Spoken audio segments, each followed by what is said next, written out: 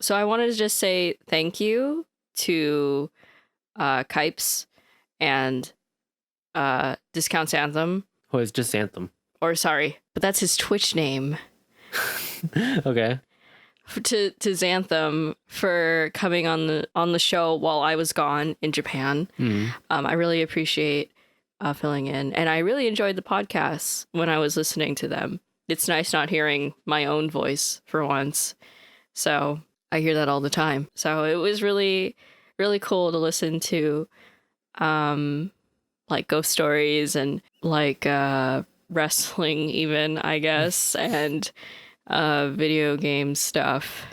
So I just wanted to take a little moment to thank you so much for coming on and filling in for me. I really appreciate you and your friendship. So please come on another time because it was just really interesting. So thank you. Anyway, back to whatever we were talking about. Welcome back, everyone, to episode 9. The big 9. Of Just a Couple Thoughts. We Sarah's did it, back. boys. I am back. She is back from Japan. Now, the question is, do you want to talk about your Japan trip now? Because we also have another big topic to talk about. And I don't know how long it's going to take. Well, let's talk about my Japan trip first, and then we'll go into... Well, you see the title, you know what else we're going to go into. Yeah, we'll go into that later.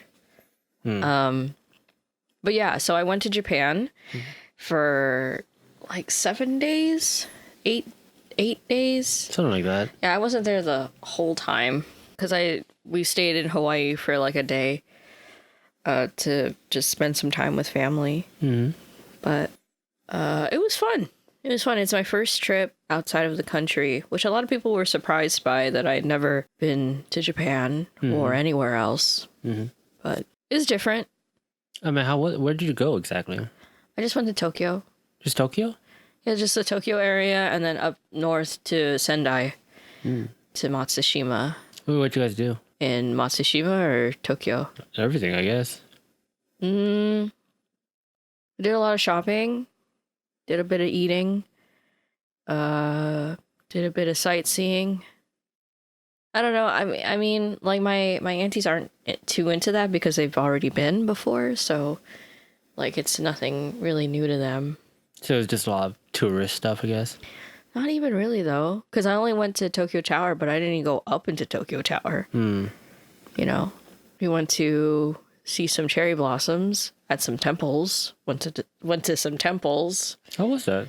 I've actually never seen was there a lot of cherry blossoms? Is it like one of those animes where it's like there's so much cherry blossoms that like the floor is pink?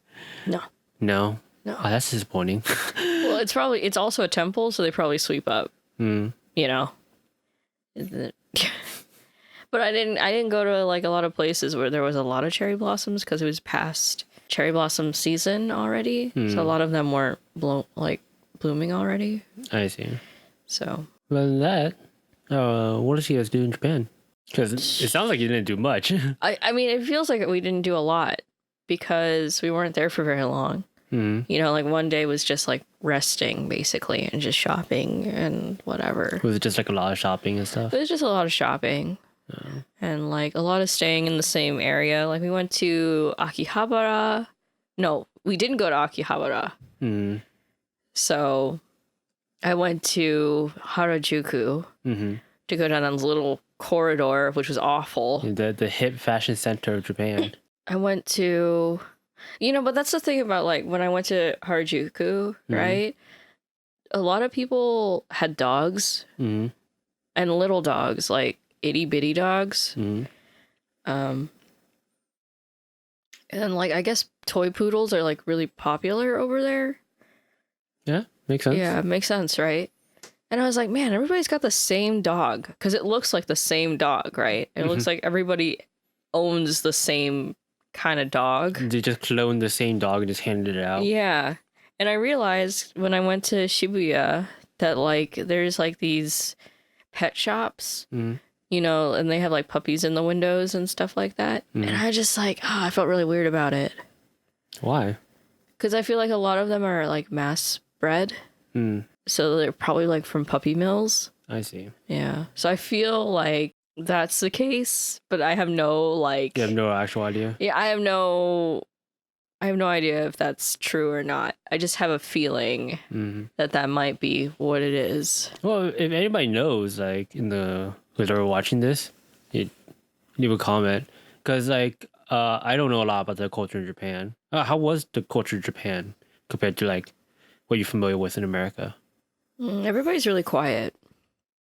That's what I hear a lot from people who go to Japan. It's like, almost like you feel rude talking in public or on the train or anything because nobody else is talking. Everybody else is on their phone or like is sleeping. So you're talking and like you feel almost like disrespectful. I don't know. I mean, I didn't really care, so. That's how people know you're American, though, Sarah. Yeah, well, I don't want people to think I'm Japanese, because then people might talk to me, and I don't want people to talk to me. Anything else you want to talk about for your Japan trip? I know you didn't say you didn't do much, but like, is there anything that you want to mention in the podcast or? If anybody has a chance to go to Japan, I think it's definitely a different experience. Everybody's really nice, for the most part. Yeah. Right. But I think it was just like a big culture shock to me to go to Shinjuku and Shibuya during like rush hour. It was so bad. Just to move around. It was horrible. Yeah, no, I expected to have that much. It was awful and I hated it. I'm like, I don't know why anybody wants to live here. And then we went to like parts farther out, like in Matsushima, and it was really nice. It was like a seaside town, and it was really beautiful out there. And I was like, man, it would be cool to live out here. I'm not much for the slow life for me. Yeah. I would rather live somewhere like that than Shibuya. Yeah, because it's so busy. It's so busy. It was too busy. Well, I know there's people out there who like want to go to Japan and has this really high expectation of Japan, right? I'm sure like you've had that expectation at one point in your life. Yeah. Yeah. So for people out there who have that expectation, what would you tell them now that you have that? Because I remember when I wanted to go to Japan, like back in middle school, back when I was Max Weeb, right? Max Chuni. And like I had this super high expectation of Japan. And I didn't need to go to Japan to get those expectations crushed. Because I guess unlike most people who just watch the anime and stuff like that, I was so interested in Japan that I started listening to like Japanese culture podcasts, basically. Yeah. My most favorite one is Redstone Gamer, which isn't around anymore. But they talked about the culture of Japan and everything like that. They talked about how their lives are in Japan, and that completely annihilated like any of my weeb expectations. Your weeb perception of Japan. Yeah. But it kind of gave me like a different idea of Japan instead. Like a very more like quiet area is very more, it's a different culture than I expect, even though I haven't been there, obviously. But it's a different culture that I want to experience, right? And I am interested in going one day. So for people out there who have that expectation, that super high expectation of Japan, or the anime expectation of Japan, what would you tell them now that you actually been there and you had the expectation at one point? I might say that I wouldn't go in with any expectations. I don't know. For me, the only expectation I had was that it would be different, which isn't very good advice. Yeah. But like, for me, I already knew that it wasn't going to be, as an American, it was going to be different. Yeah. And as somebody who watches anime, I was pleasantly surprised by like things that I saw architecturally, like buildings. Yeah. Or when I hear crows, they sound weird. Really? Well, that's like an accurate thing in anime. Yeah, they sound weird. What? They don't sound like crows here. What? Okay, that's something I didn't expect at all. Yeah, I was like, when I was in Japan, I was like, oh, they actually sound like anime crows. Yeah, they sound like people. Like they sounds like a person sitting up in a tree making crow noises. What? I'm telling you, if you go, just like listen for those crows because they do sound. Or if the birds, like all of the birds, they sound the same. Which I feel like that's a really like weird thing to say, and it's like, oh whoa, even the birds sound the same. The birds sound like anime. Yeah. But like it was just like that kind of thing that I was pleasantly surprised about. Or like learning like the train station names also kind of was like, oh, that's really cool, now I know it, and now I know where it is. But I didn't really have any expectations for like daily life. And in fact, it almost made me like uncomfortable with how much people looked similar, like how it's the same everyone looked, because everyone's wearing a black suit and a tie.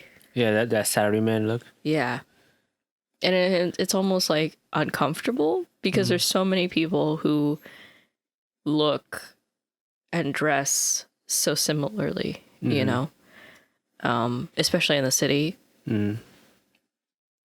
So all working people, Sarah. Yeah, definitely. And I mean, it's just things that to be pleasantly surprised by. But I don't think I'd necessarily go into it thinking that, oh, it's going to be like my Japanese anime, you know?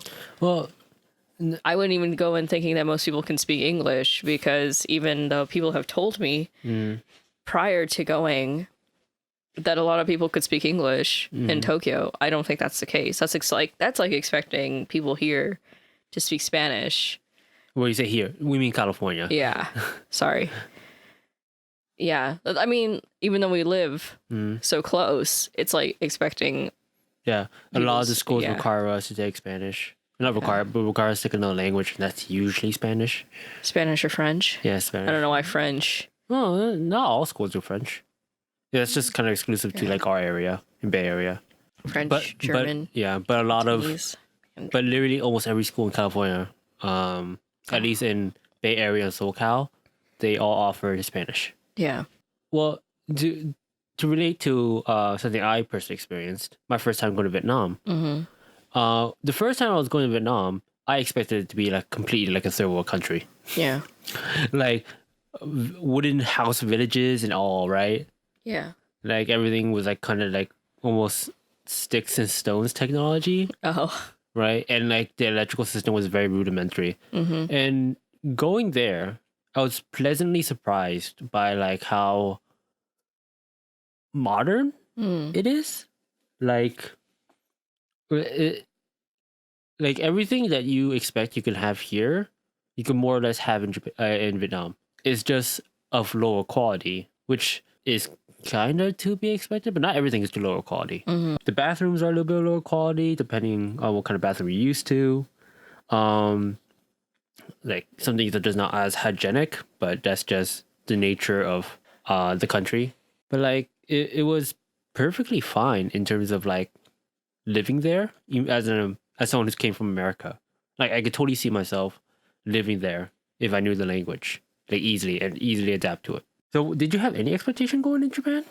I tried not to, because I tried to keep my expectations very low. Because I know if I went in thinking it was going to be like what I had imagined it to be, then I wouldn't have enjoyed it as much, I think, personally.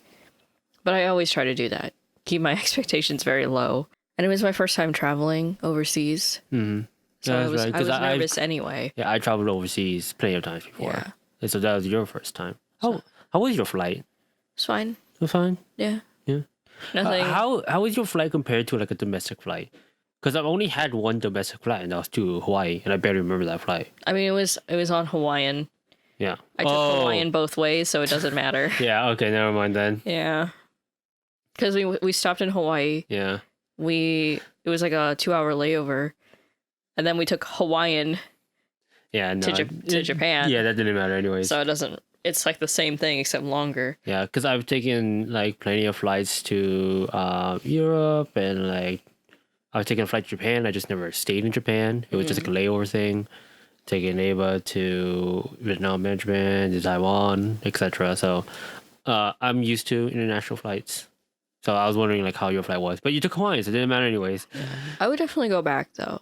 That's something that I would want to do. Like go back and stay for maybe 2 weeks, because and maybe stay in the Tokyo area again and then like branch out. Because I feel like there was a lot more that I could have done. And a lot more that I wanted to see. So, and I think that's always good. You know, you like leave wanting to come back. Yeah. And like wanting to experience things that you didn't experience while you were there. So, well, one day we'll go back together. One of the things that I really appreciated over there was just like little quality of life, like things.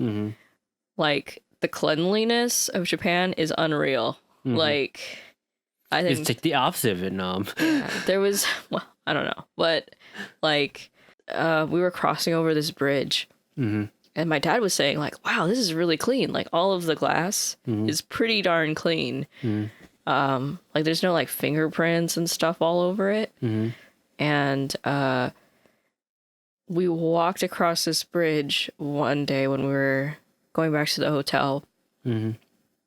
This is in the Shinjuku area. It's right by the Tokyu Hands. If you've ever been to Japan, it's right by the Tokyu Hands, and then the Century. It's right near the Shinjuku station where the JR line is. There's this like little overpass, and there were some guys cleaning it. And they weren't just like wiping it down, right? You know, because it's people over here, they would just wipe it down. It's whatever.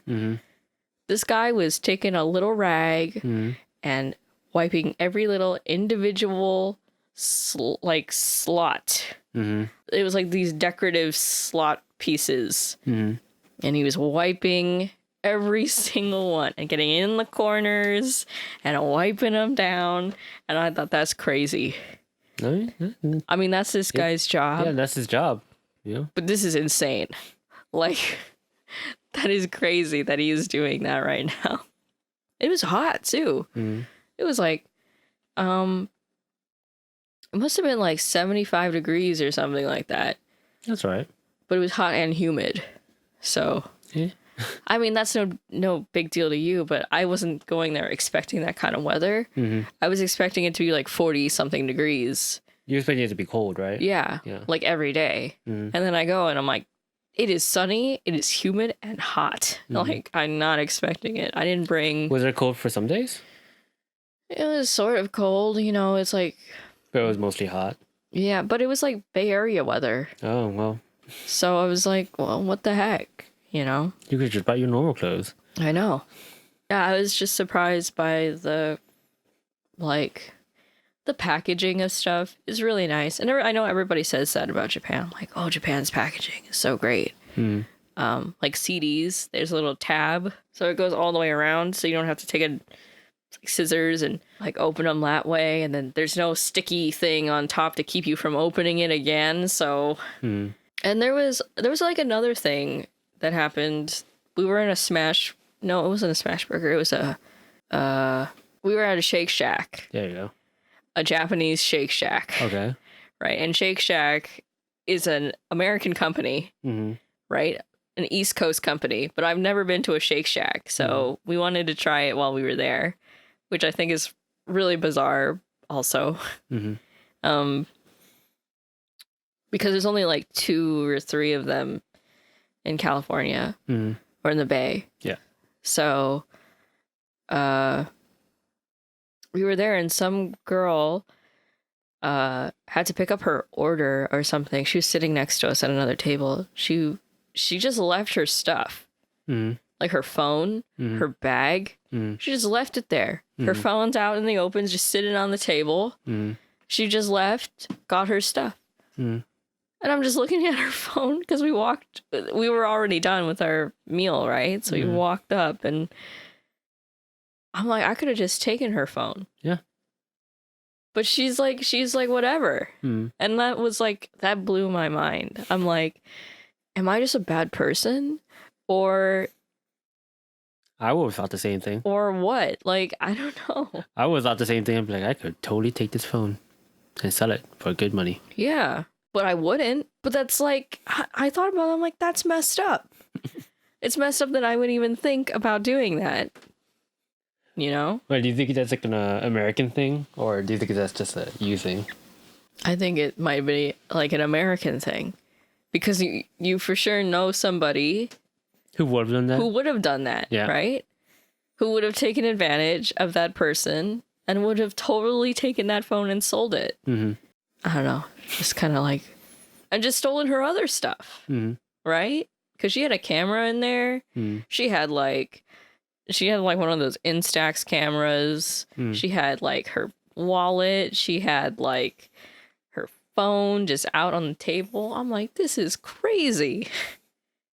Please don't ever come to America, because then you'll just, I don't get your stuff stolen. Yeah, you'll just get it stolen.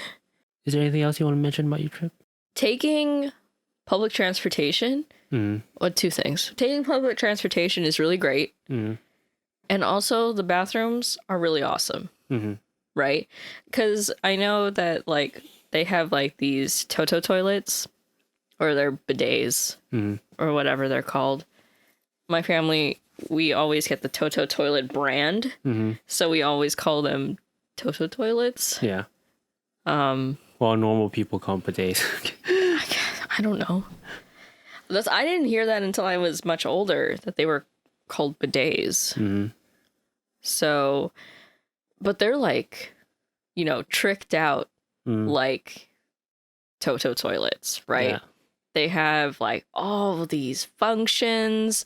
They have like there's on the wall, there's like this is not related, but there's a little sanitizer dispenser, like for like alcohol, like an alcohol sanitizer dispenser. And so you use that to wipe down the seat. There's no like little toilet coverings for them that you have in America. Yeah.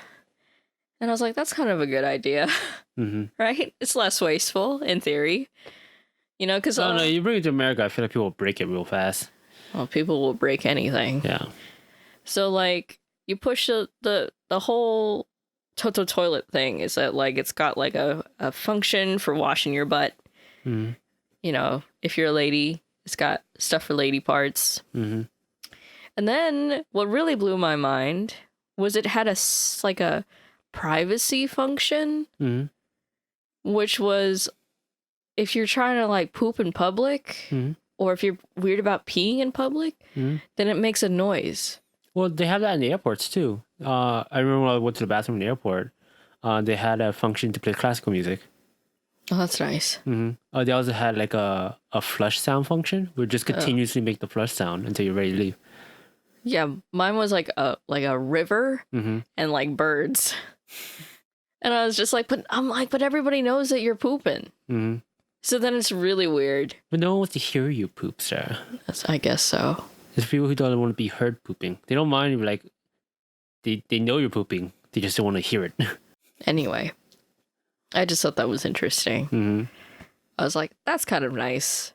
I would like a privacy function on like most things.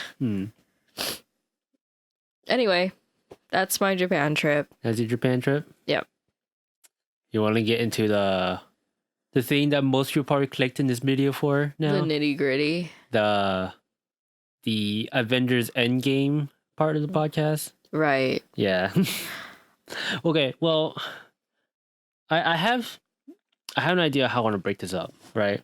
So I guess the Japan trip is your topic, and I guess this will be my topic, because I don't want to drag this podcast out longer than it should be. So there is a definite point where I want to say spoilers, but I'm not going to say that yet, right? And I feel like since if more people watch this video, it would be for Avengers Endgame. Yeah. So if you look in the comments, I will pin a post telling when the Avengers Endgame part starts, and when the spoiler starts, and when the Avengers Endgame part ends. Because we might talk a little bit more about that, and I don't know if people are interested. Yeah. If people just want to hear our opinions. Yeah. So where I want to start is how we feel about the Marvel movies. Because, like I said, I feel like this might be a lot of people's first video of us. So how do you feel about the Marvel movies? Or else do you want me to start on that? Yeah, I guess so. Okay. So I do not like the majority of the Marvel movies. I watch pretty much all the movies, with the exception of 3 now, which will be Ant-Man and the Wasp, Captain America, Winter Soldier, which I hear people good and I'll take the word for it, and Captain Marvel. Those are the 3 movies I have not seen. I've seen every single other movie. And I do not like, I would say I don't like 80% of the movies. Like I'll rate them either 4 or lower, 80% of those movies.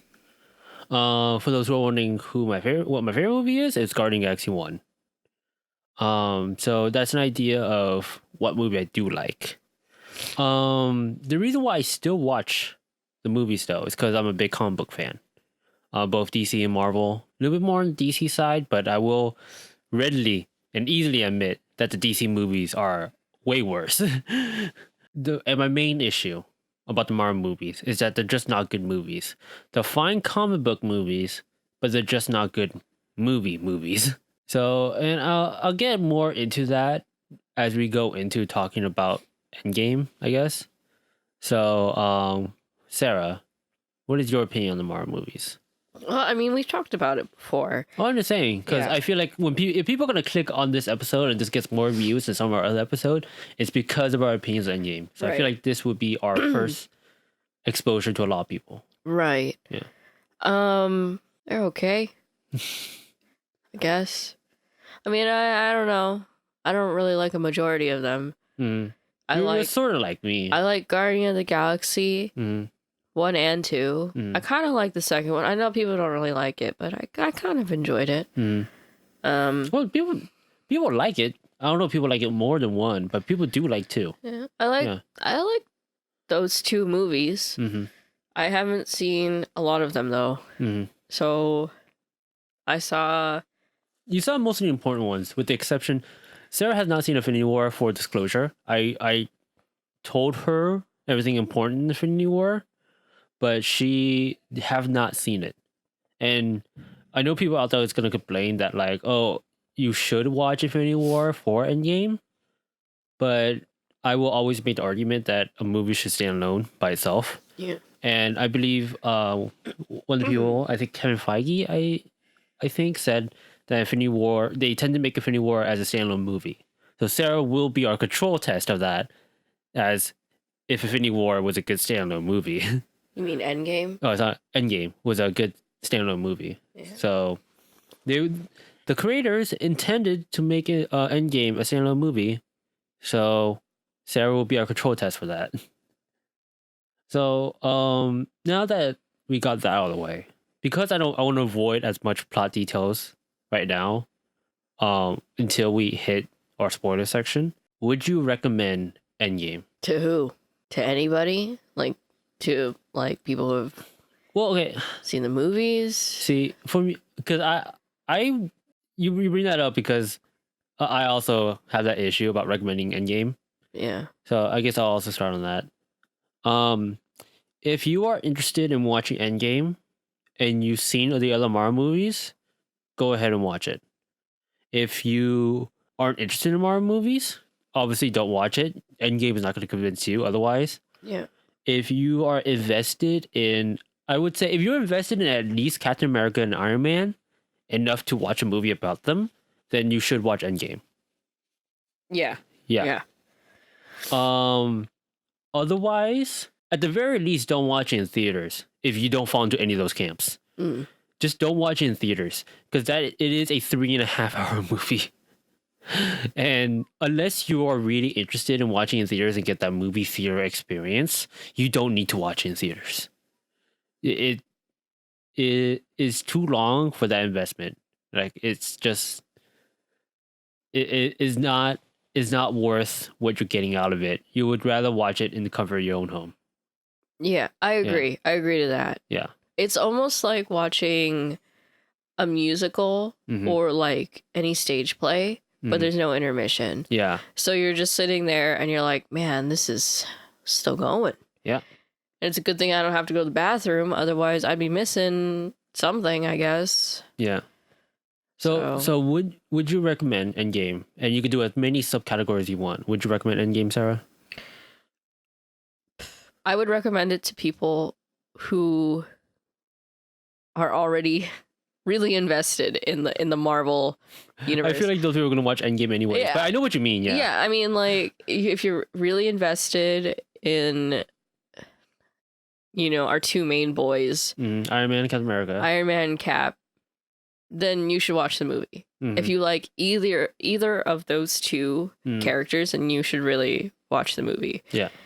If you like long movies, this is the movie for you. If you actively like long movies, sure. Yeah. I don't know. I mean, it was kind of funny. Okay, I want to bring this up because I feel like if I don't, I'm going to bring up in the spoiler section, so a lot of people are going to miss this. I think 3.5 hours is too long for this movie. I don't think this movie needs to be 3.5 hours.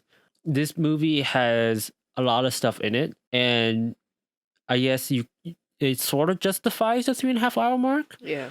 But the problem with me is that to tell the story they're trying to tell, you don't need that 3.5 hour mark. You don't need a lot of the plot points that they bring up. It almost feels like a director's cut. Yeah, like a purposeful director's cut already. Yeah. Yeah. I can't imagine what a director's cut of this movie would look like. Yeah. Right? So, it feels... like, watching it, I acknowledge how long it was. Yeah. Right? But I can see how people can sit through it. Right? Yeah. Because it felt long, but it honestly didn't really, like... It wasn't tiring. Yeah, I wasn't checking my watch or checking my phone, seeing like, man, how long have we been here for? Don't get us wrong. It did feel long, though. Yeah. It did feel very long, but it wasn't like we were bored at any point. Yeah. Yeah. That's the one thing I can say is that I wasn't bored. Yeah. Unlike some of the other Marvel movies, we weren't bored. All right. So with that said, is there anything else you want to bring up before spoilers? I just think that if you are even a little interested in Endgame, like even if you've seen some of the movies, then I feel like you're gonna have some feelings, right? You're gonna feel something at the end. I mean, I didn't really, so I mean, I think I was supposed to, but I was really tired at the end. And I didn't really feel anything. But I'm assuming that if you're a big fan of Cap, if you're a big fan of any of like the, any of the original original Avengers, you're gonna feel something there for one or more of the characters that show up. Yeah. For me, I'm also gonna give my rating before we actually get into spoilers, because otherwise people are going to miss it. Yeah. But I'm going to talk about what I didn't like about the movie real quick. I think despite being 3 hours long, the movie's too basic to justify that 3 hour mark, right?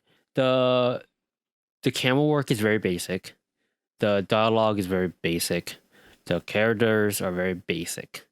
And because of that, it can't really carry a 3 hour movie. The only thing that's not basic is the plot, but they force that plot to be complicated in order to justify that 3.5 hour mark. So that's probably the main thing about I don't like about Endgame. What I do like about Endgame is that it's a lot of things I do like happens at the end, or like the last hour, basically. I'm trying to avoid spoilers as much as I can. A lot of things I do like happen around in the last hour. It knocks the movie from being like a 3 or 4, what I would originally give it, to a 6. And those who are interested, I give the movie a 6. And my scale is 1 is an awful movie, 10 is a perfect movie, 5 is a perfectly average movie. 6, Avengers Endgame is slightly above average, and I'm giving that rating because out of respect of what it was able to do. Because if I judge it as like a regular movie, like as a standalone movie, like if I actually tried to judge it as a standalone movie, it would be like a 3 or 4. Because I personally don't think it works as a standalone movie.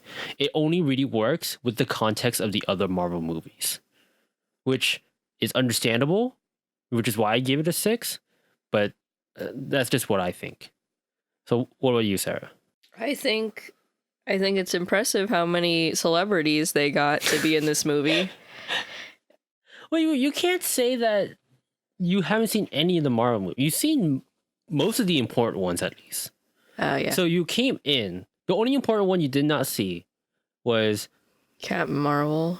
I guess Captain Marvel. People say it's important. I guess our friends don't say it's important. Well, the really important one is Infinity War. That's the one you did not see. That's important for this movie. Yeah, because it was literally the first 2 acts in the movie, I guess. Yeah. But regardless, you've seen enough of the movies to actually care, or was supposed to care about these characters. I think you're right in that if it were a standalone movie, it'd be very confusing. Like, it wouldn't just be confusing, it just wouldn't work. Yeah. I'm like, it literally would not work. Like, who are these people? What really happened? Why do I care about these people? Like, what?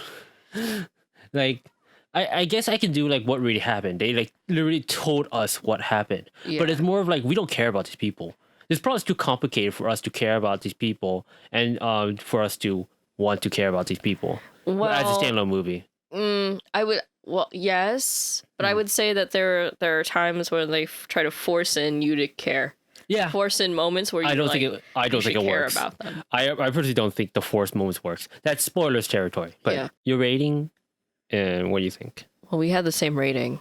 It was 6. A 6. Mm-hmm. I thought it was above average. I was wavering about above like 5 or 6. I thought it was like decent enough where, I mean, I could watch it again, I guess. I can't watch that movie again. Oh. It's too long an investment to watch that movie again. Here's the thing, I could watch it again, but I could watch my favorite parts again. Like, I don't know if I could watch like the whole thing. Like, if it were on like, if I had it on DVD or something, on Blu-ray, I'd just be skipping through all the scenes that I didn't like, which are a lot. You know, because there's a lot that like I don't think are very important, and I don't really want to see again. Yeah. So spoilers. Yeah, I guess. All right. So we're gonna get into spoilers. I'm giving you enough time to click away from this video if you have this on a separate tab or whatever. And spoilers time. So I don't think this first 20 minutes of this movie should happen in this movie. I don't think the part with Thor should have even happened. I don't even think the time travel shit should have happened. I don't think 80% of this movie should have happened. Okay, so I don't really know much about the comics, right? But this was an actual event in the comics. None of that happened in the comics. Did you read it? Yes, I did. It came out when we were in high school, right? Infinity War? No, I don't think so. Oh. Let me check. I could be wrong, but I really don't think so. Maybe that was something else. Maybe that was an X-Men thing. Yeah, you're thinking about the X-Men event where fucking it was like the Phoenix Rising event or whatever. Yeah, 1992. 92? Yeah. That's a long time ago. That was actually sooner than I thought it would be. I thought we were like a little bit older than that. Oh. I thought it would be an 80s comic. But yeah, I read the comics for Infinity War. I read it way back when. And this didn't happen in the comics? None of the second half that happened in the comics. The first half, you can argue some of that stuff happened. But none of the second half happened at all. So when they did the quantum jumping... Nope. There is no time traveling. Spoilers, I already said that. But there is no time traveling in the comics. This movie has time traveling, and I think they did it fine. When you introduce time traveling in a movie, there's always going to be plot holes, unless you really think about it. Yeah. I can only think of maybe 2 movies that does time traveling well. Back to the Future? Back to the Future, I guess, a series. I'm cheating on that. Because they're at least consistent on the rules of time traveling. So Hot Tub Time Machine? No.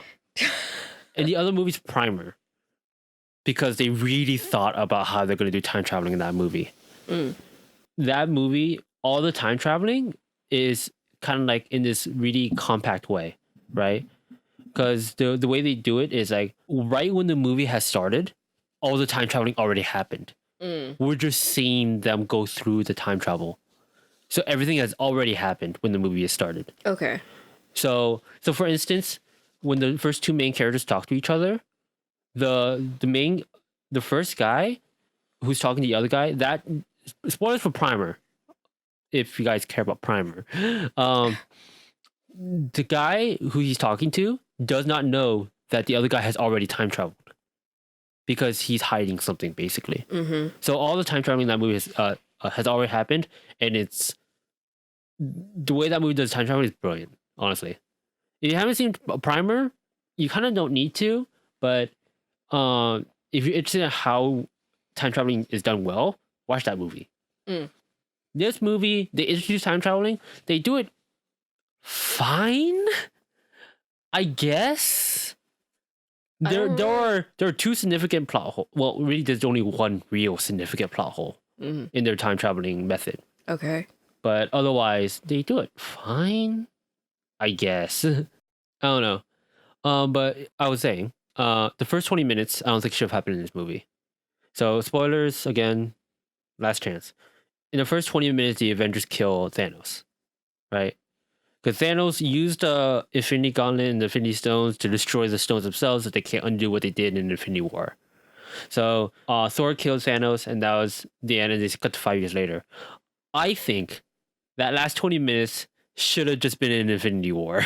Right? Yeah. It should have just been an Infinity War, and Endgame should have started 5 years later. Yeah. I don't know. What do you think about that? It could. I agree. Yeah. Yeah, because it's like stuff that like I mean, well, I didn't watch Infinity War, so you are the Control. This was supposed to be a standalone movie, or it was supposed to work. But I agree in that sense. Like I don't know why it was kind of there. It seems like stuff that they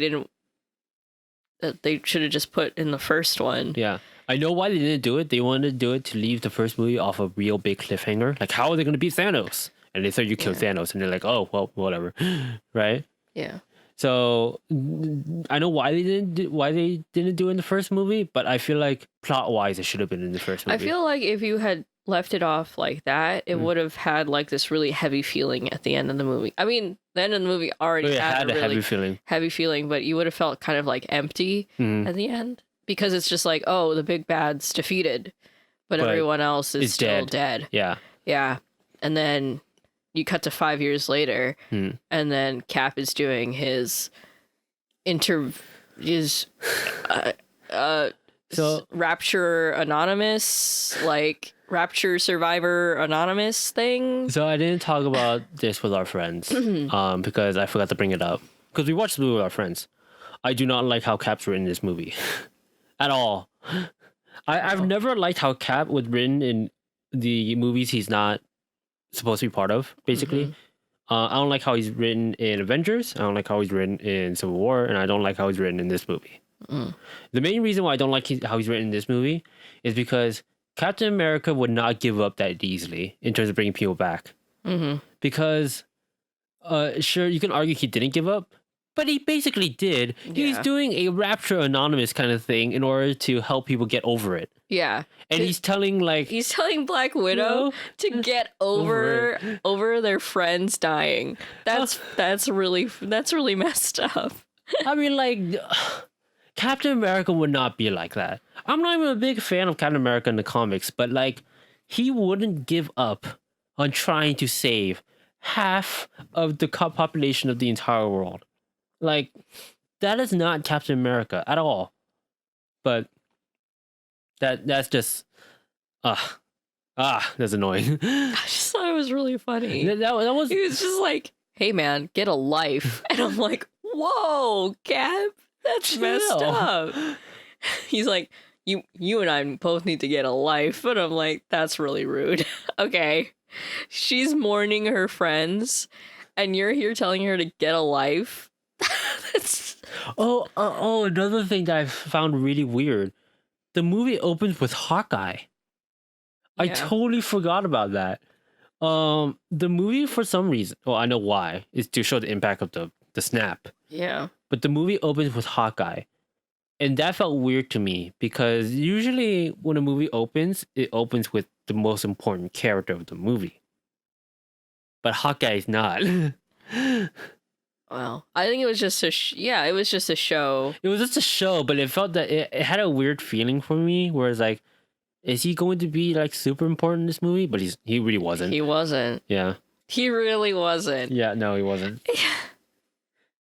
He was important for one thing, and that's getting the Soul Stone. Yeah. Not even that. It was Black... Because someone had to actually take the Soul Stone. Well, yeah. So there had to be two people there. But Black Widow was like, well, we know one of us has to do it. And like, Hawkeye's like, yeah. And so he gets like beaten. Like, it's so funny because like they're having a fight on who should die. Yeah. I'm gonna die. I want to die, Black Widow. Yeah. Okay. Tell my family I love them. Okay. We should actually do this proper point. Mm-hmm. So after the 5 years later, because they killed Thanos, and now it's 5 years later, and I honestly think the only reason they did 5 years is so they can write the characters however they want. Right? I honestly think that's the only reason they did 5 years later, because Iron Man's not the same character as he was from Infinity War. Captain America's not the same character. Hawkeye and Black Widow aren't the same character. Bruce Banner's not the same character. The only people who are the same character are people who died in the last movie. Yeah, that's true, isn't it? Yeah. So none of the original Avengers are really the same character as they were from the last movie. Well, I don't know about the last movie, but I'm just assuming from Age of Ultron. That's the last... Well, even then, like, do they feel like they were the same character? I don't know. Black Widow didn't really have much of a character. Well, I'm talking about all of them, though. I know, like, a lot of them don't have a character, but like, did any of them feel like the same character? I feel like the only one that did was Black Widow, because she doesn't have one. Well, really Ant-Man. Ant-Man felt like he was the same character. Ant-Man felt like he was the same guy. Yeah. Like, that's honestly like the main reason I think it was a 5-year gap, right? Mm-hmm. That it was so they can write the characters however they want. And I personally, I didn't like how some of the characters were written, because Captain America pretty much gave up, and Iron Man basically went like, "Fuck you guys," right? Mm-hmm. You didn't listen to me in Civil War, where I want to put a robot in every country, even though I highly doubt that will work in the first place. But why would that have changed anything? It wouldn't have. It just wouldn't have. Yeah. Like, what? Because Thanos is only in one place, and he had already gotten all the stones. Yeah, right? He already had 4 of the 5 stones, and you only need 1 more. So it wouldn't have changed anything by the time you got to Earth. So no, Iron Man, you're being stupid there. But so he pretty much gave up on, I guess, rescuing half of the population. Yeah. And then started living his own life. Yeah. So he got a life. Yeah, he got a life. So after that 5-year time skip, you pretty much just see what everyone's doing, right? A lot of the characters are just trying to figure out what to do, I guess. Yeah. Captain America is doing Rapture Anonymous. Yeah. Iron Man started living his own life, and then we see that Ant-Man comes back, right? And Ant-Man comes back because Ant-Man and the Wasp, he gets trapped in the quantum realm, which is a thing in the comics. They call it in the comics, they call it the microverse, but it's whatever. The quantum realm, and then he finds out that even though it's been 5 years, in the quantum realm it's only been 5 hours. So he thinks that because of that, we can tap into the quantum realm and time travel. Yeah. And he's right. That's not how it works, but whatever. He's right. He was right, I guess. Another thing I don't like about the Marvel movies, this is a nitpicky thing, because a lot of movies do this. I just want to say this really quick. I hate science jargon. Especially since I know what they're saying. Like, I may not understand what they're trying to do, but the jargon they're using, I know what they're talking about. For instance, they're talking about time travel, and I am no expert at time travel. On quantum physics or whatever? Yeah, I'm no expert at quantum physics, right? But when he's saying, like, oh, I went to the quantum realm, and because it was 5 hours in the quantum realm, but it was 5 years in the present day, we can probably tap into that and use that to travel back in time. And I'm just thinking, that's not how time works. Time is linear. Just because you can't do 5 hours in the quantum realm, just because you went 5 hours in the quantum realm and 5 years later doesn't mean you can do 5 seconds there and then go back in time. Yeah. Yeah, you still went forward. You didn't go backwards. Yeah. So that's whatever. There's another funny line. Only if you know what he's saying. Yeah. Because Ant-Man goes to Iron Man, and they basically say like, we need your help creating the time machine. Yeah. Because that's how they fix everything with the time machine. And then Iron Man's like, nah, fuck you guys. Yeah, I have a good over here. I have a wife, I have a kid, and I'm living my best life. And, so I'm not going to do that. And I have to deal with 50% less people. So yeah, basically, right? And he's like, I'm not going to give it up just for half the population of the world, right? Another quick thing that I found weird about the movie.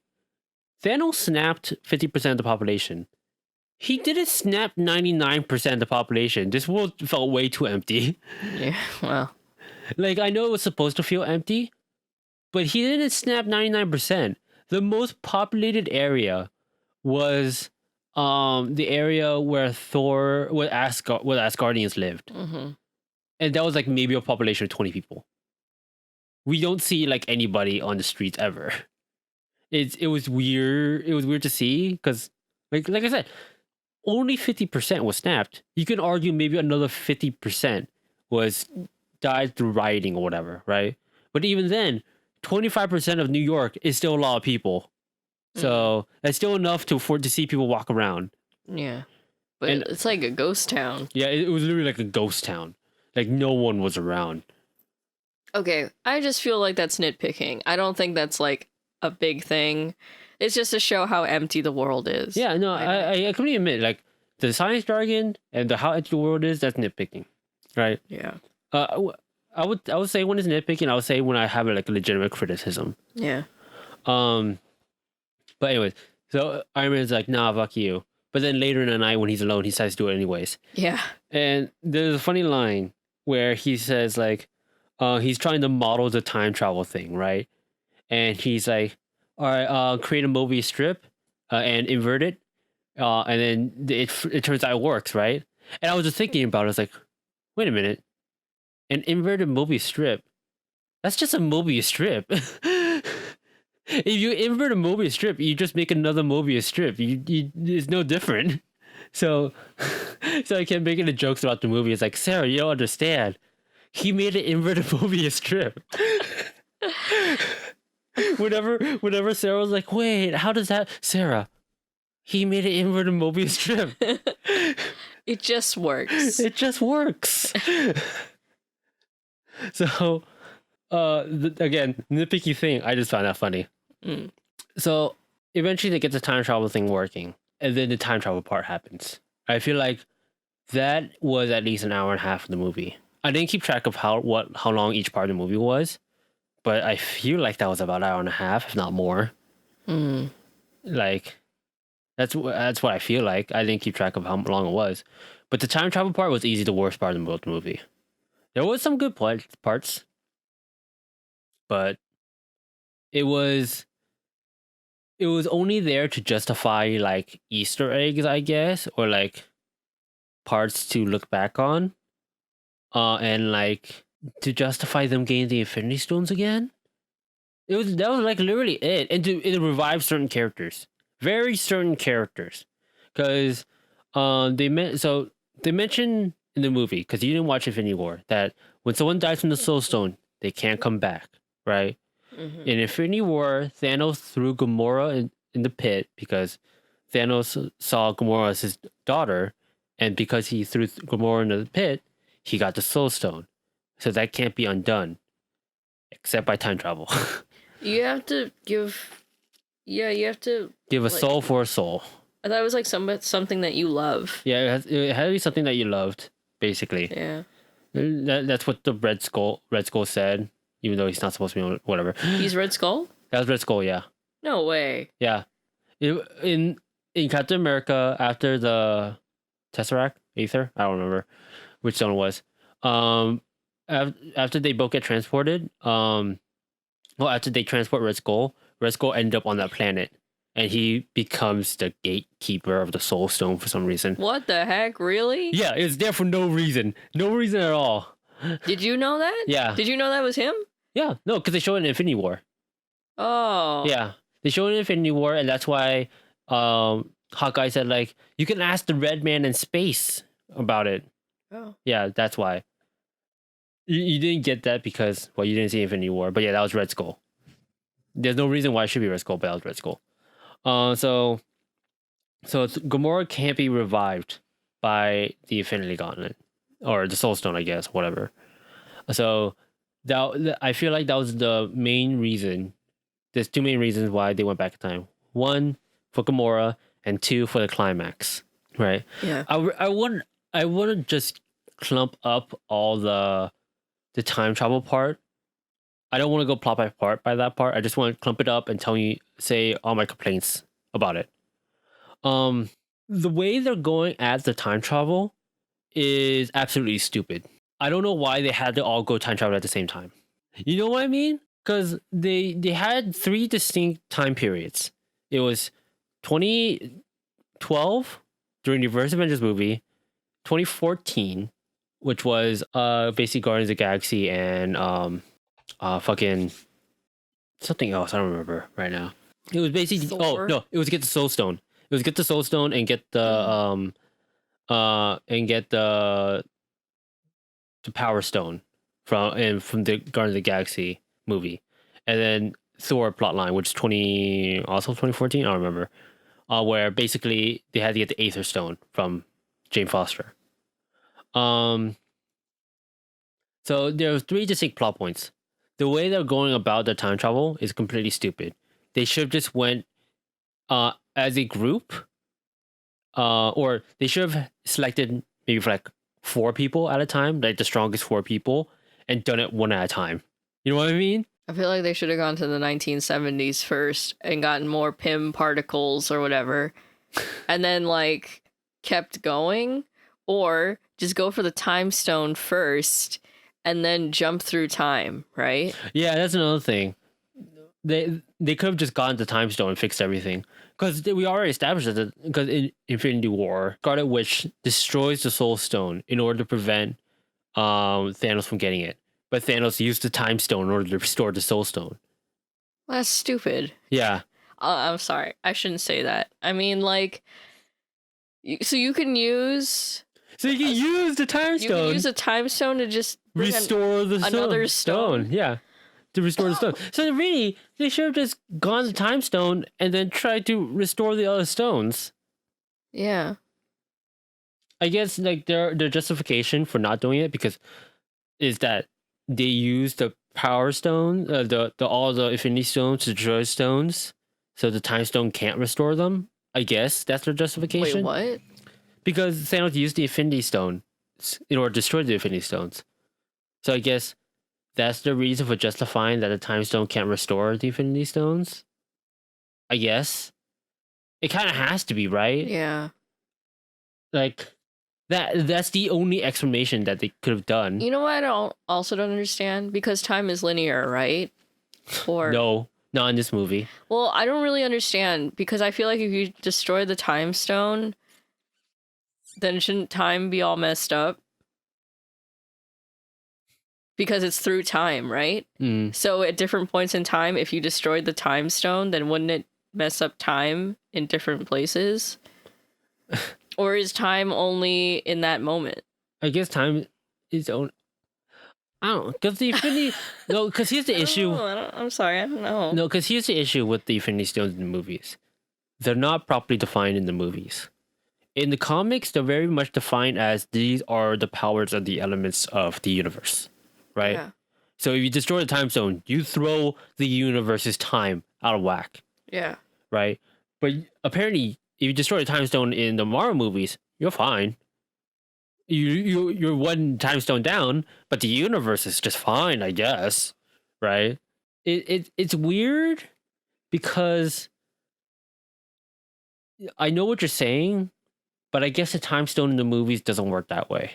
Okay. Well, that's fine then. Yeah. I mean, I was just wondering. Yeah. I also don't really understand because for me, the time stone, I don't really get how it works. Because when they go back to 2012 and Hulk goes to talk to the Sorcerer Supreme. The what's her name? The ancient one. Yeah.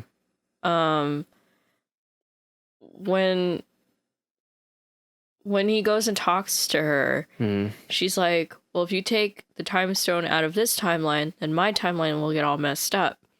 Well, she's not saying that her timeline will get all messed up. She's saying that we don't have a defense for the darkness. Yeah. Right? So she needs a time stone or defend from the darkness. Yeah. That's the only thing. It's not that time is messed up in her timeline. It's just that they need all the stones they have to defend themselves. Yeah. That's what they're saying. Oh. Okay. I was just like, so he's like, oh, no worries. I'll just return it at this point in time. I don't know. Yeah. So I'm like, I don't really get how it works. I don't know. Maybe it's not like it's. Maybe I'm thinking too hard about it. I mean, I don't know. It really is just that she just needs time stone or protect the world. That's so it doesn't regulate time. It doesn't regulate time. The time stone does not regulate time. It doesn't. None of the Infinity Stones in the movie regulate anything. They're just super powerful, and that's it. Oh, that's it. It's weird in the time travel part, because the main plot hole is that I'll get back to it because the main plot hole is down the line. My main issue with the time travel part of the movie is that it's not as interesting as people think it should be, right? It's just we're going to grab some rocks. That's it. We're going to grab some rocks. I know it's more important than that, but in the movie, that's all they're important for. It's like a Final Fantasy game. We're going to get the crystals. That's it. Except in the Final Fantasy games, at least the crystals do something. In this movie, they don't do anything alone.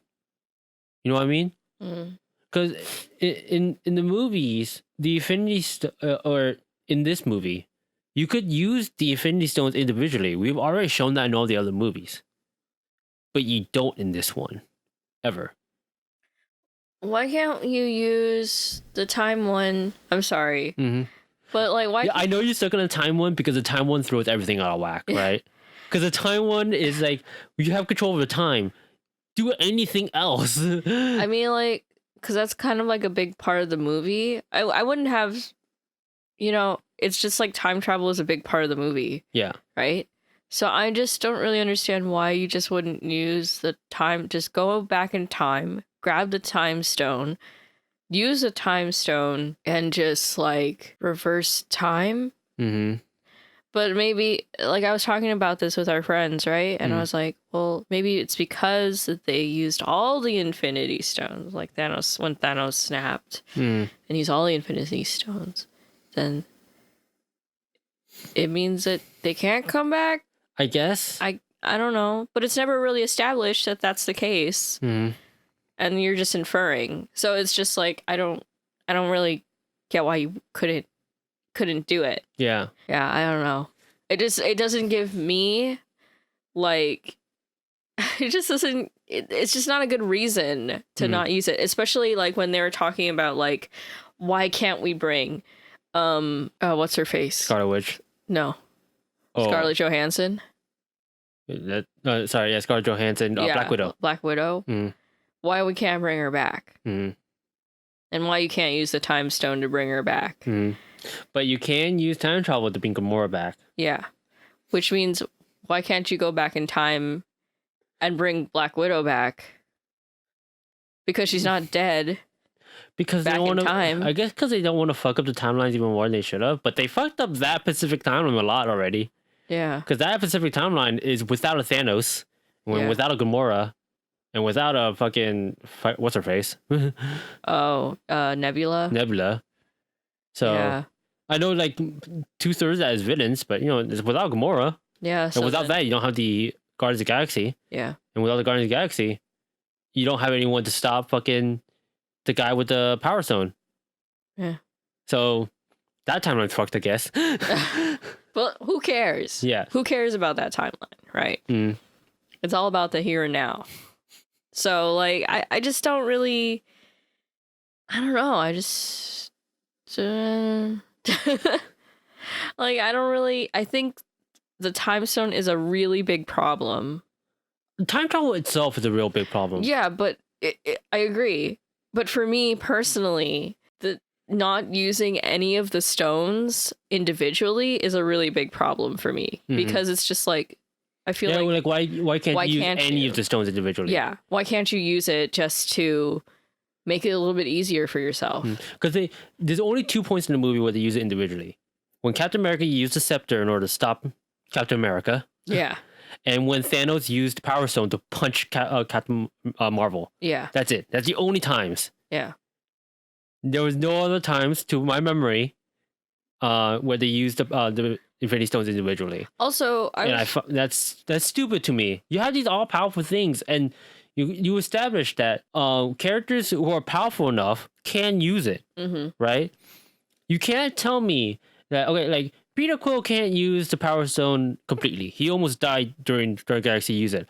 But you can't tell me that maybe Hulk can't use the Power Stone. Or like Captain America can't invent something to use any of the stones, right? Because they fucking use the I think it was called the Tesseract or the Aether. Whatever thing they use in the Captain America movie in order to make a weapon to transport people to their deaths, right? So you can't tell me they can't invent something to use these stones individually. Right? But they decided not to. I don't know. It might be nitpicky to some people, but it really is an issue in a movie where it's like, you have these things. Use them. Right? I was also irritated that, like, Thor was like, this is just, like, space magic. You know, why doesn't it work? And I'm like, exactly. Yeah. Why doesn't it work? So there's a part where, okay, there's in the time travel part we mentioned this a couple times, but we didn't clearly say it. Hawkeye and Black Widow are supposed to get the Soul Stone, right?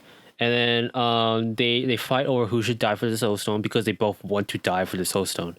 Yeah. Eventually, Black Widow was able to throw herself into the pit, and Hawkeye gets the Soul Stone, and Black Widow's dead forever, I guess.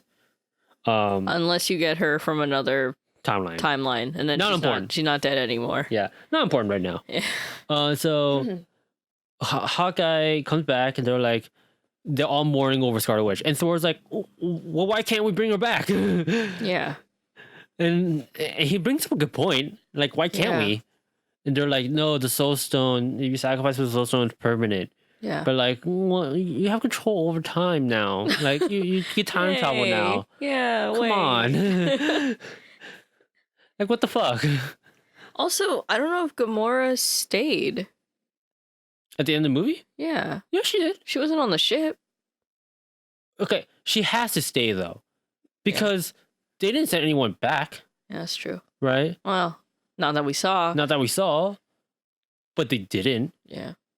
I mean, Nebula was there. Yeah. But Gamora wasn't there. I think Gamora was there, just in the background. I don't remember. I don't know. I didn't see her. She didn't have a line in that scene. She had like 3 lines in the movie total. Well, no, she had more, but it was very nebulous. But she was neb. Yes, it's quiet.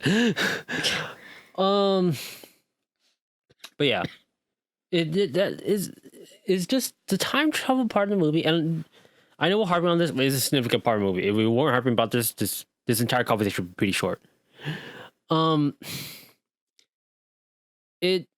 It's so much of an issue when you really think about it.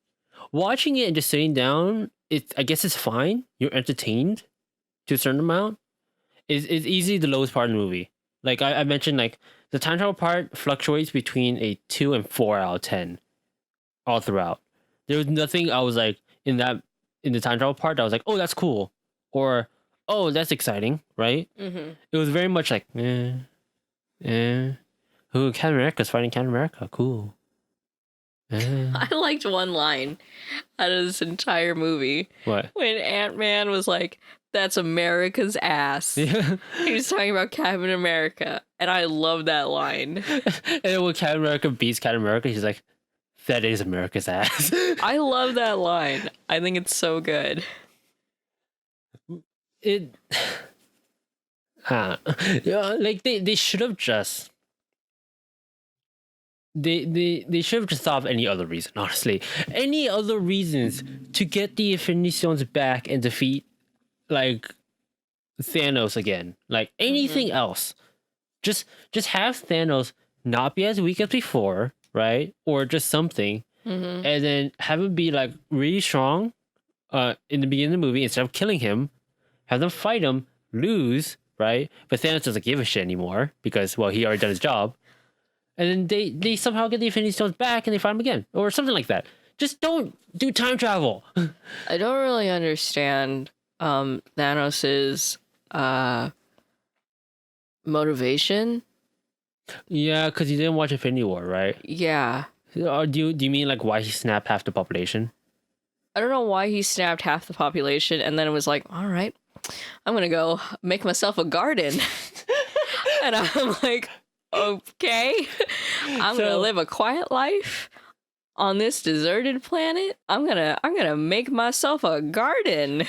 So the reason why he's not half the population is because the planet he was on, Titan, was having a resource issue, right? So Thanos offered plan like, what if we just killed half our population? Then we won't have a resource issue. And the people was like, no, that's stupid. That won't work. And he's like, I'll show you. I'll show them all. No, and then like they decided not to do anything. And then they died anyways. And because of that, Thanos was like, I was right. We were supposed to kill half the population. So he goes off the planets to kill half the population. That's why he has a line like, oh, perfectly balanced. Because it's 50-50. Yeah. So and then he wants to kill half the life in the entire universe. So he gets all the powers, you get all the Infinity Stones. And he snaps and kills half the universe. And he's like, I've done my job. The world is prosperous now. And he goes to make a garden.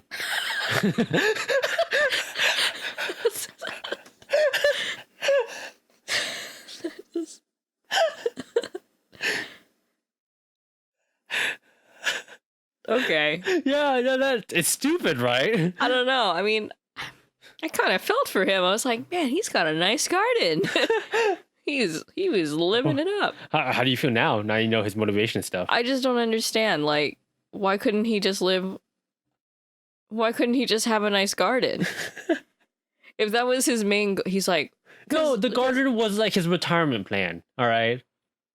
That was the garden. His initial plan was to snap half the universe so everyone can live in a prosperous area where... So he's doing it because he thinks he's a good guy. Yeah. He's not. His plan doesn't work because it's stupid. Well, that's not very nice. Well, it is stupid because he snapped all living things. All living things, Sarah. Hey, that takes away some of your resources. Hold on. This isn't a very good idea anymore, is it? Oh man, half of us is gone. Well, it's a good thing we have half our resources. Oh no. Yeah, hey, that doesn't really work then.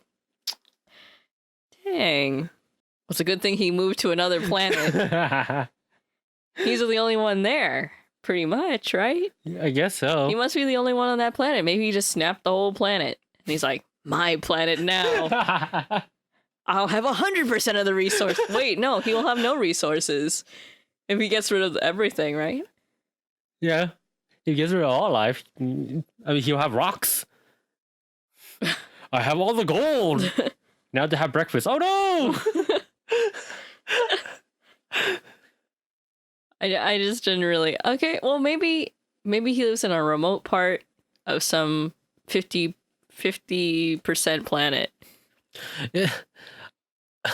I'm gonna bring up this quick nitpick. Why doesn't all the grass go away? Half of it did. How do you know? We don't. It just did. I feel like there should be like a line in the middle of the planet. Okay. The reason why I know that half of all life disappeared is because Kevin Feige confirmed that Kevin Feige is one of the creators. Confirmed that Thanos also snapped half of all livestock. So literally half of life. Right? It wasn't just half of sentient life. It wasn't just half of humans and humanoid and aliens. Maybe he's a vegetarian. Well, even then, plants are living things. But he said, I don't know, livestock. There was grass. There was still grass. He could be eating grass. But yeah, it's his plan wouldn't work regardless, honestly. But that doesn't matter. All right. What matters is the time travel thing is stupid. Yeah, there's lots of other ways you could have gone around it. And even with and because you introduced time travel, you also introduce several other solutions. Yeah. Right? It's like they're like, why couldn't you kill Thanos as a baby? And they're like, that's messed up. And I'm like, is it? Well, they say that because killing Thanos as a baby doesn't fix their timeline. It just fixed that timeline. Oh. Yeah, that's why they didn't kill baby Thanos. Right? Oh. But like you said, like they should have just gotten the time stone and fixed everything. Or at least got most of the stones to fix anything. Or do what I did, was like just get like a very selective team, a specialist team, and just done it one at a time. Or maybe they could have ripped a hole in space and time and just gone wherever Thanos wasn't. You know, because they were like, oh, when Peter saw Tony again, he was like, all of a sudden you weren't there anymore. So they were in some other universe or something. No, they just died. They just didn't know they came back. What? Peter didn't know he came back. That was it. So it was just like a second of like not knowing where he was? Yeah, I guess so. That was it. So 5 years was like a second, because they got revived. 5 years later, but they got revived. Okay. Yeah. I thought he was like, and then he's like, Doctor Strange came and was talking to me about that. I thought he was just like. You thought like Doctor Strange did something to protect everyone? Yeah, I thought he was like in some like other dimension. And no, like I said, you didn't watch the first movie. No, they died. Oh. Okay. Yeah. So if you're gonna get anything off Sarah's side, is that this movie does not work as a standalone movie. You can already notice that Sarah's all confused about certain stuff. No, I don't get Thanos' plan. Thanos' plan is stupid regardless, all right? It's stupid regardless because his plan is based off like resources being finite forever. He should have been more specific. He should have been a little bit more specific. You're gonna kill half the world's population. You should have been half the universe's population. Half the universe's population. You should have been like all intelligent life. That still kills half livestock, just not plants. Then everyone can be vegetarian. Sarah, you realize that some plants rely on livestock. Most plants rely on other animals. Well, it's a good thing that you still have people. 50% less people, which also means that livestock will decrease probably around 50%.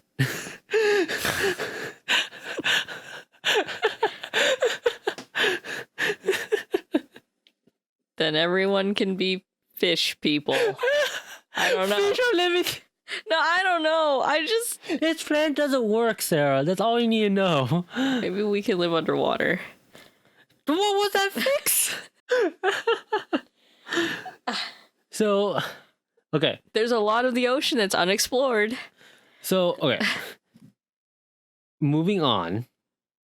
People are gonna think I'm an idiot. Because I'm like, you just didn't watch the first movie. That's just it. People are gonna think that I don't think fish are living things. They're gonna be like, this girl's stupid. She doesn't think that fish are living. They're just these weird like robot things underwater. There's animatronics. So moving on, I think we covered most of the important time travel stuff. You get a couple emotional, or supposed to be emotional. They didn't do shit for me. You get a couple funny scenes, a couple emotional scenes with like Thor and his mom, I guess. Yeah. And so the main thing you need to get, Scarlet, Black Widow died. Because fucking Nebula was there, and for a stupid reason, like her and the past Nebula, their memories share a network, and because of that, Thanos was able to figure out that like, oh, they're time traveling. So let's time travel to where they are, basically. Yeah. And that's another plot hole. How did Thanos get to their timeline? He used the thing. He doesn't have pin particles. He stole it. No, they explained it. No, he doesn't. No, because Nebula has hers. Yeah, she used those pin particles to go back. Oh. Yeah. Thanos doesn't have pin particles. That past Nebula did and went back with them. They only had enough pin particles for one round trip, Sarah. Oh yeah, then how did she get them to the... How did she get the whole ship then? How did he bring his army? Wait. Well, she was doing something. Well, maybe she can bring him back. How? I don't know. How did they keep bringing what's his face back? Who? Ant-Man. It was a test run. They only had enough pin particles for those test runs. No, I mean when he was in the van. It was a test run. Yeah, but he didn't. I don't know. They kept using him, right? Yeah, because they mentioned like at the end they only had enough for one round trip, but in the beginning, I guess they had plenty for a couple test runs. I guess. Anyways, that's a plot hole. But so after they go back to turn time, past Nebula, who's pretending to be current Nebula, use the time machine to send Thanos' ship back, and then Thanos attacks the Avengers. So they all have to fight in order to prevent Thanos from getting the Infinity Stones. Somehow everyone survives. Yeah, somehow everyone survives being bombed to shit. All right. Yeah. If you guys watch the movie, I do not understand how 90% of those characters survive. Nebula should be dead. Rocket Raccoon should be dead. Ant-Man should be dead. Hawkeye should be dead. Tony Stark should be super dead. Tony Stark should be dead. He was like Captain staring America out the window. The only ones who should be alive is maybe Thor, maybe Hulk. Yeah. Right? Those are the only ones who should be alive. Everyone else, dead. But so we get the scene, the climax of the movie, I guess, where everyone has to fight everyone. Captain America, Iron Man, and Thor fight Thanos in order to prevent him from getting the Infinity Stones, and everyone else has to basically get the Infinity Stones away from Thanos and past Nebula. Long story short, an hour and a half story short. Yeah. So I mentioned that a lot of the movie teeters around 2 and 4 out of 10 for me. But there is one part where it goes to an 8, stays to an 8, and then drops down from there. It starts when Captain America picks up Thor's hammer. When Captain America picks up Thor's hammer, that was honestly cool. When he fights with the hammer, that was honestly cool. When he uses lightning, that doesn't make sense, but it's fine. But still awesome. Because Captain America shouldn't be able to use lightning. That's Thor's power. The hammer just lets him control it. The lightning was inside Thor all along. That was the whole point of Ragnarok. Yeah. Whatever. So Captain America uses the hammer, fights Thor. We're at 8 now. They all fight. And then Thanos beats down Captain America. Oh, also, we also missed a part. When they went back in time, they all got the Infinity Stones, and then Hulk uses the Infinity Stones because he's able to survive using the gauntlet. He uses the Infinity Gauntlet and all the stones to revive half the population. And then that's when Thanos attacks. Back to what I was saying. Captain America is alone. He's about to fight Thanos, but he's beat the shit, and he gets a message. And then portals, a la Doctor Strange portals, come out, and then everyone comes. Everyone is here. It's Super Smash Bros. Ultimate time. Everyone's here. Fucking Doc Strange comes back. All the other people who've died come back. Pepper Potts coming in with the Iron Man suit. All the Wakandans. It's pretty awesome. It is honestly pretty cool. Yeah. Like I said, this is an 8 we're at 8 out of 10 for me. This is very, very cool. Like the only way if it was going to be a 10 out of 10 is if this was actually like a good fight all the way through. Personally, it is completely subjective. It wasn't for me. I feel like Marvel fights are kind of weak overall. I know people like them. That's fine. It's just me personal. Don't hate me on that. My opinion. But it's honestly pretty cool.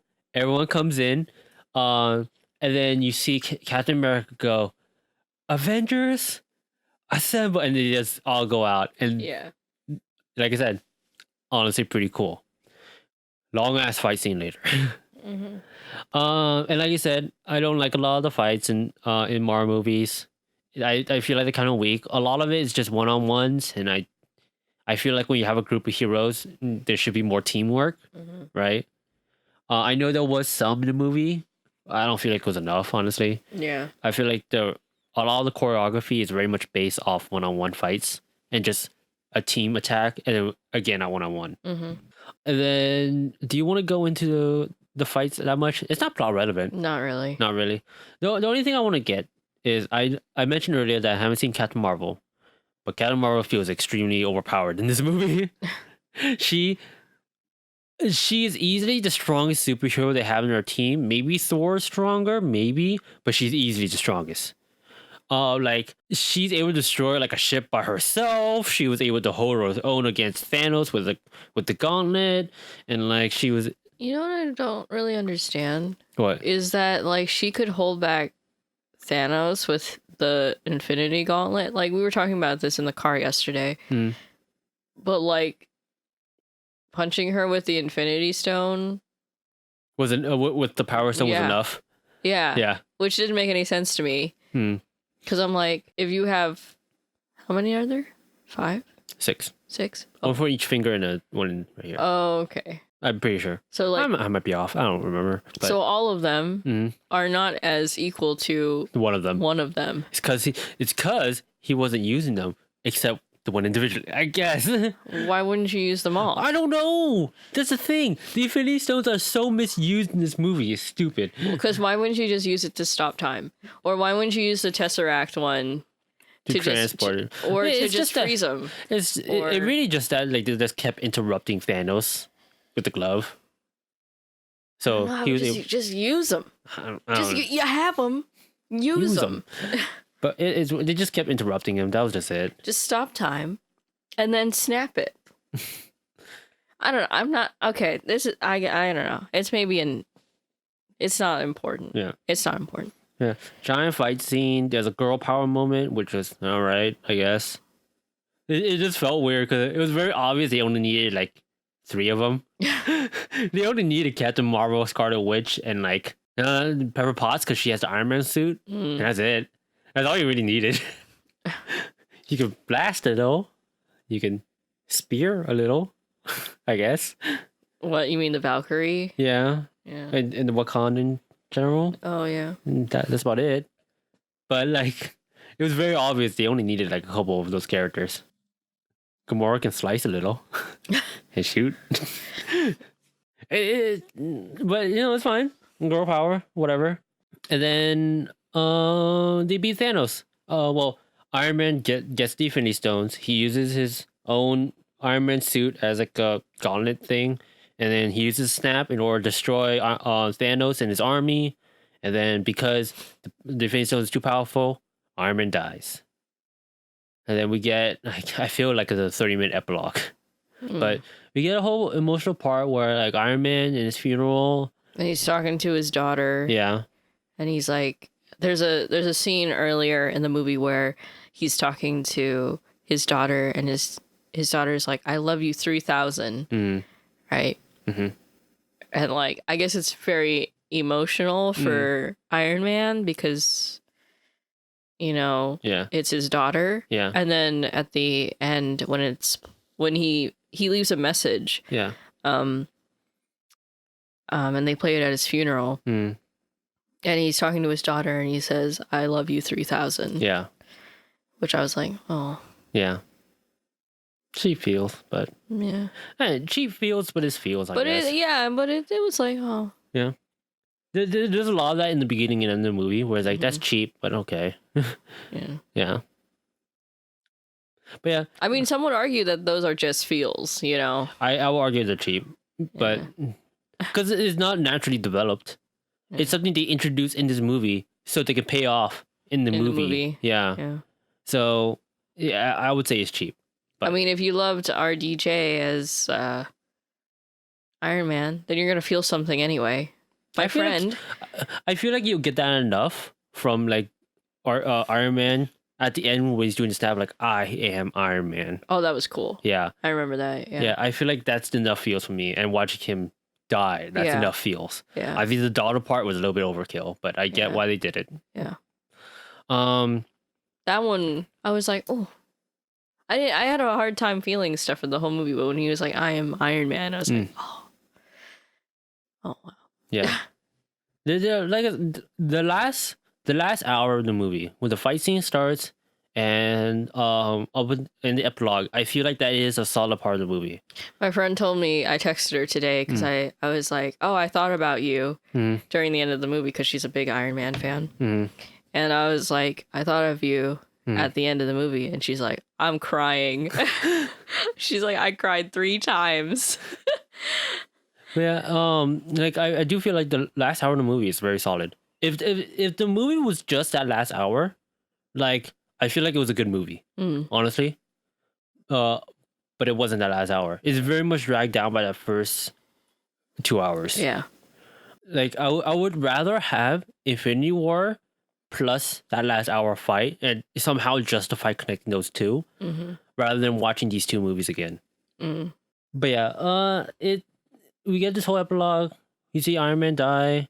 We see Captain America go back in time to return the stones, and then he decides to stay back in time. And you see old Captain America, and he give his shield to Falcon to become the new Captain America. I don't understand. What? Why did he give it to Falcon? Because that's in the comics. But I don't get it. It should have been Bucky. Yeah, I don't understand. It should have been Bucky, but it's whatever. It's in the comics. I'm like, are they good friends? Yeah, they're supposed to be.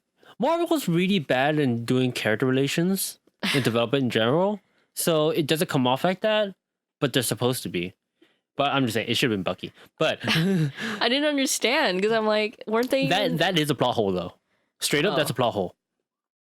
Because they mention that when you go back in time, that's a different timeline. You don't go back to your normal time unless you actively go back, right? So that's why when you go back in time, you get the Infinity Stones. You create a different timeline. Yeah. Right? So then it's a timeline where Captain America doesn't exist. So when we're back in time and live that life, that doesn't mean that he's back in our time. Yeah. He's not. He's back in that timeline. He doesn't exist in this time anymore. Oh. That's a straight up problem. There's also a weird there's also a weird thing I realized. Like, because he goes back and he meets back up with Peggy, and then I think that's her name, and then he basically beats with her for the rest of his life, right? But you also realize that that implies, because Captain America in Civil War meets Peggy's granddaughter. Well, he doesn't meet her, but he's with Peggy's granddaughter, and he kisses Peggy's granddaughter, right? So it implies that Captain America kissed his own granddaughter. He was hitting on and kissed his own granddaughter. Ew, weird. Oh no. And that's bad news bears. So that's just something that we're just gonna ignore for now. But it's not in that timeline. No. But and then Thor gives the rulership to Angela, which never happens in the comic, but it's whatever. Iron Man dying, yeah, that happens in the comics a couple times. Captain America handing off the shield to Falcon, that happens. Thor never hands off royalty to Angela, but whatever. And so that means that's the end of Thor, that's the end of Captain America, and that's the end of Iron Man. So that's the main thing you get out of the movies. Anything else you want to mention? Because that's pretty much the end of the movie, right? Yeah. That's pretty much in the movie. We stayed to see this after credit scene. There is none. There is like the sound of a hammer at the end with the Marvel credits with the Marvel logo. I think that's just like a bookend to the entire phases because Iron Man 1 opens with Tony Stark hammering things, right? Oh, right. Yeah. Or I think it opens with that. If it doesn't open with that, it's definitely alluding to the part where he's making the original Iron Man suit in the cave, right? So it's like a bookend thing. It started with Iron Man and it ended with Iron Man. Yeah. Yeah. And so that's what it is. And then fucking what else is there? And that's it. No, that really is. It. Yeah. I talked about the after credits and that was it. Yeah.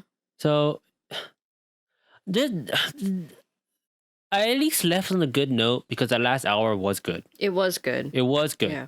Right? That's something I cannot say about a lot of the Marvel movies. As someone who do not like the Marvel movies, that last hour was good. The first two weren't.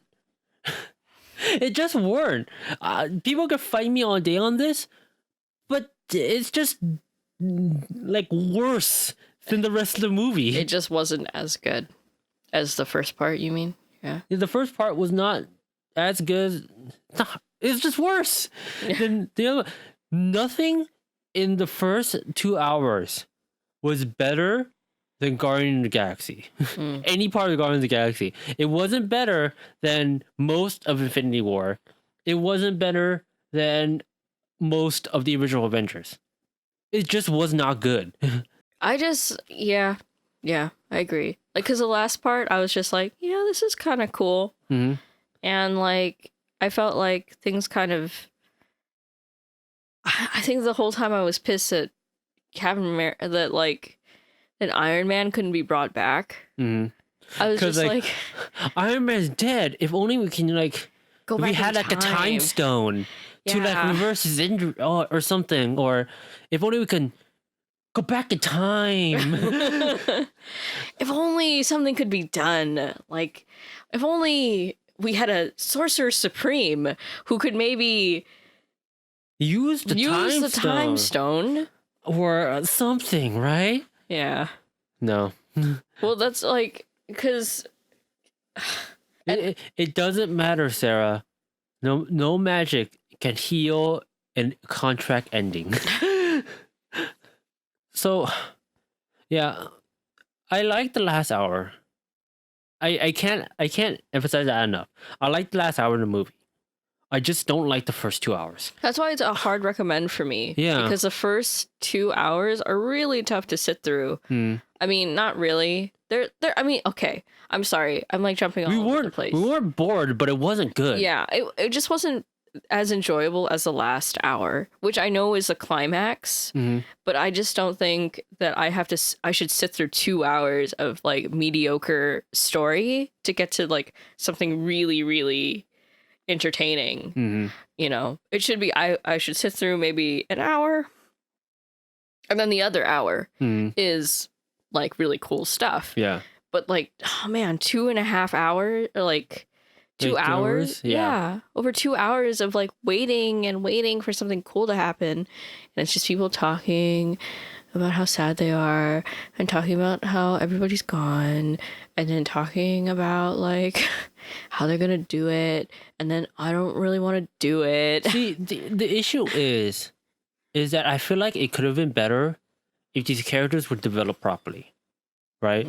The Endgame is held back by how shitty the rest of the MCU movies are. Honestly, because like I know people like the Marvel movies, and I don't hate you for that just because I don't like it, right? Yeah, but the other movies are so poorly done for character development. I personally am not invested in any of the characters' emotional state in Endgame. Like I mentioned this in our other superhero movie podcast. Yeah. Iron Man character development is all over the place. Captain America doesn't have character development. Thor has character development in Ragnarok, and that's it. And then he doesn't. I feel. And like then it's undone because he needs to use a weapon anyways. Like the lightning was in you all the time. No, it's not. He needs a weapon. But whatever. Ant-Man he has no character development. Like Scarlet Witch doesn't have it. Doctor Strange doesn't have it. I was really confused because I hadn't seen Infinity War, so when Thor showed up with this hammer thing or this like axe, I was like, I don't understand what's Stormbreaker. happening. No, he made that in Infinity War to defeat Thanos.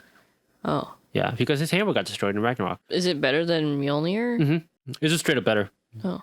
Like, the Guardian of the Galaxy, those characters actually had development, but they're so underutilized in the actual event that it's like, whatever. Can he fly with it? I don't know, actually. Because that's how he flies, right? He's spinning the hammer. Yeah, so, I don't know. I don't think he can. He can't just lightning himself somewhere. I think that's what he does. Oh. Later on. Well, whatever. Again, not that important. Like, these characters are so weak because you don't follow any of the development. Right? Or, like, they don't have any development. They're just the same cardboard cutouts of what they're supposed to be. Yeah. And even when they have development, it doesn't matter by the next movie. They don't stick with it ever. Yeah. So we talked about that. Yeah. So Endgame, like I said, is held back by the other MCU movies because I'm not invested in their development. I'm not invested in these characters. And the only reason the last hour is cool is because they do cool shit. They don't do cool shit in the first two movies because they expect you to be really invested in these characters. But you aren't. I'm not invested in any of Thor's shit with his mom because Thor's shit with his mom was in two bad movies. I think Ragnarok's a bad movie, but other people don't. But you can't tell me the other two movies are good. So Thor's rom-com movies. Yeah.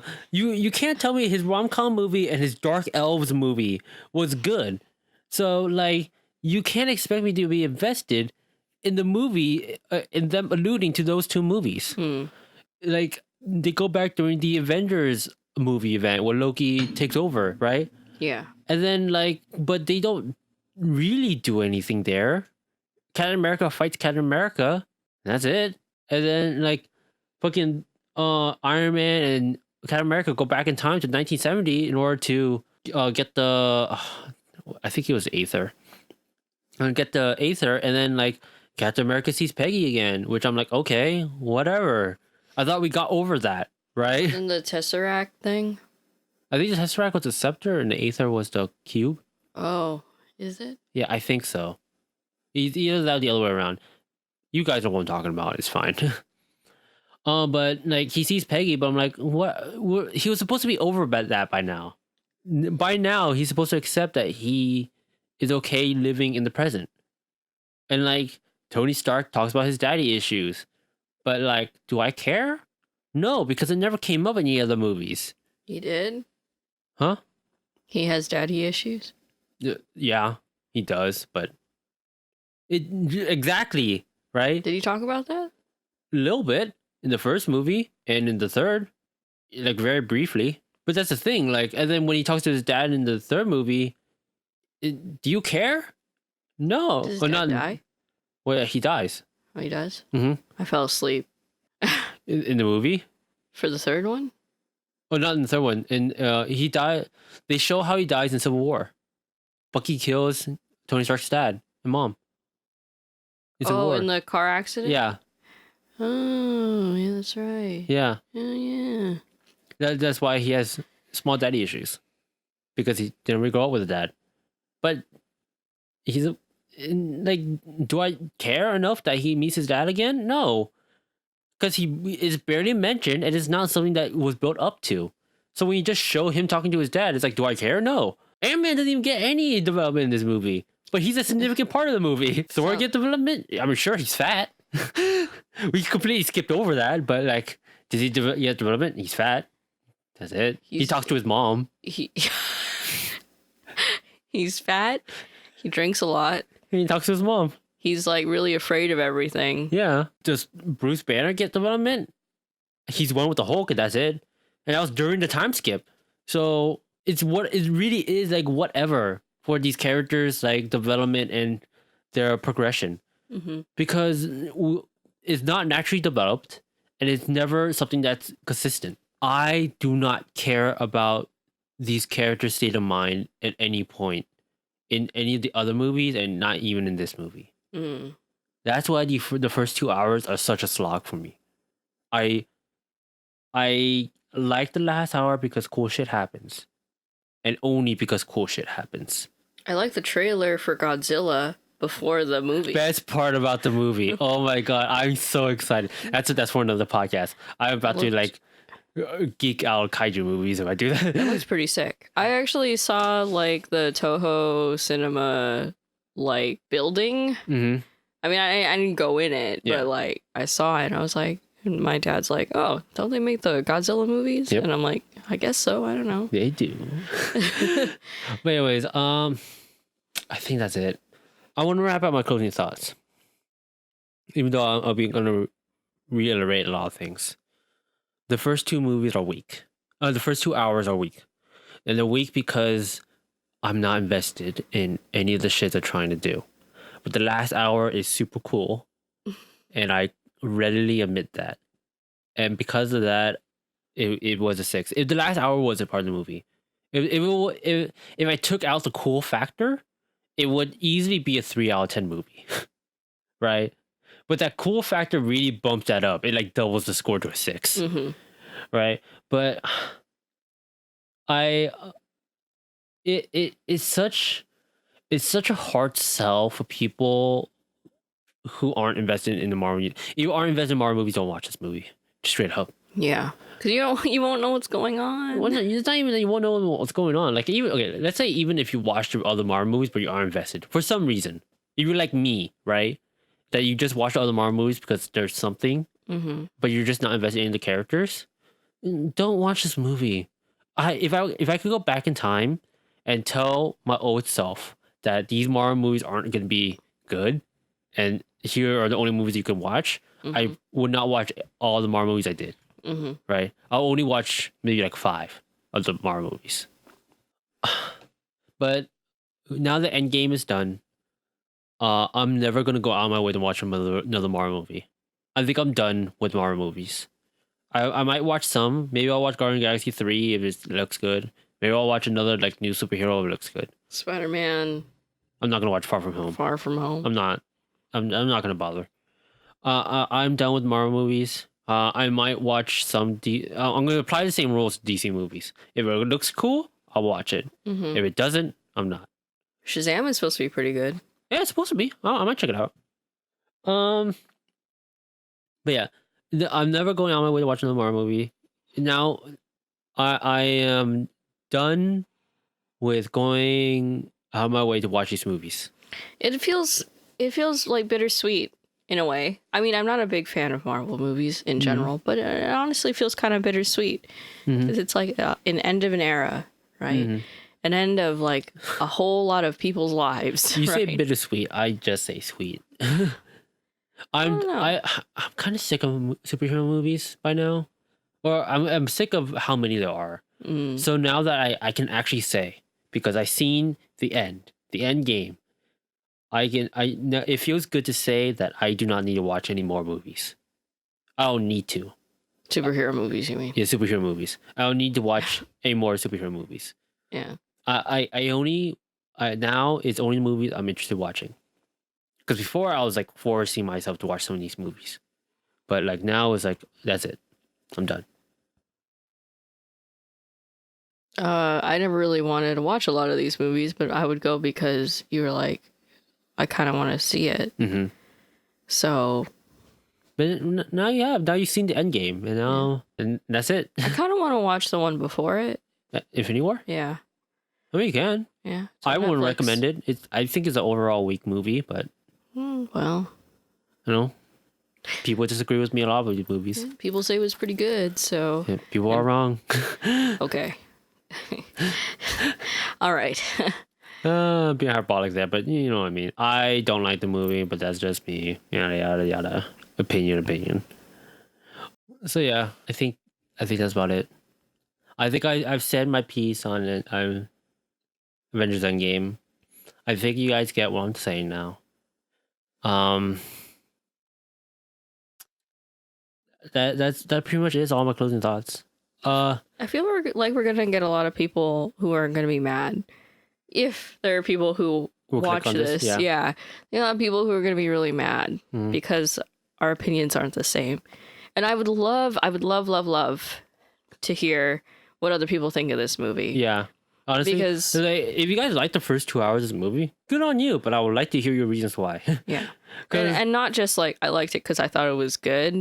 I mean, I just want some actual reasoning to why you thought it was like decent, you know, and not forced feels. Yeah. Because that's what it felt like to me. I mean, if it felt different to you, then that's your own thing. But for me and for Kevin, I think it felt like they were forcing you to feel something that wasn't really like established or like there's no foundation. Yeah, there was like no justification for it really.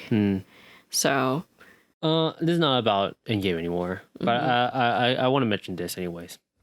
I feel like because I have a small thought because of all the people are leaving. Now that people are leaving, and I think Marvel is going to take more of a mainstay role in the Avengers, and they're really pushing a more female-centric cast, that people are going to say like, oh, the agenda is ruining the movies. Because I feel like people are going to complain about future movies after Endgame, like they're not as good. What I'm going to say is that the quality is probably just the same. The quality of the new future movies are probably just the same, and people are just realizing they're bad then. Yeah, because they don't have their favorite characters in it anymore. Yeah, that's pretty much the only difference. Yeah, you know, your boy Hulk, your boy Iron Man, your boy Captain America. I think Mark Ruffalo's contract is also probably up now. It's coming up, but they mentioned he might be in future movies. Okay. Yeah, but like some of your favorite characters aren't there anymore. Thor. So yeah. So like I feel like people are gonna complain like, oh, the SJWs are ruining these movies or whatever. Like no, I just feel like the movie's gonna stay about the same quality, and people might just realize in the future. I might be completely wrong, honestly. Maybe people will say in the future like, oh, you know, they were even better. The Black Captain America are pretty good. Or the Angela movie, pretty good, but I feel like if people complain, I'm just gonna say like the movies were always that quality. It was always that quality. Yeah. I think that's about it. You will never hear us talk about the Marvel movies outside of us responding to you guys. I think I am done with the MCU, all the cinematic universe shit. I'm done. Yeah. My hands are clean. I pushed through the most important one, which I guess was the MCU. Yeah. So, with that said, I think it's time for us to wrap up. Sure. Anything else you want to say? I'm done. What were you?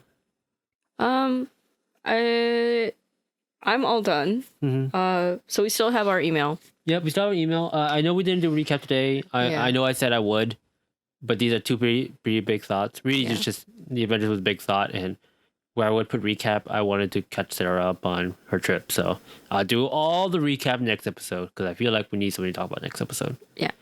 So, but if you have any questions, any comments, feel free to comment on this video. We have an email. You want to keep more problem? Yeah, if you want to. I read all the comments. Yes. So,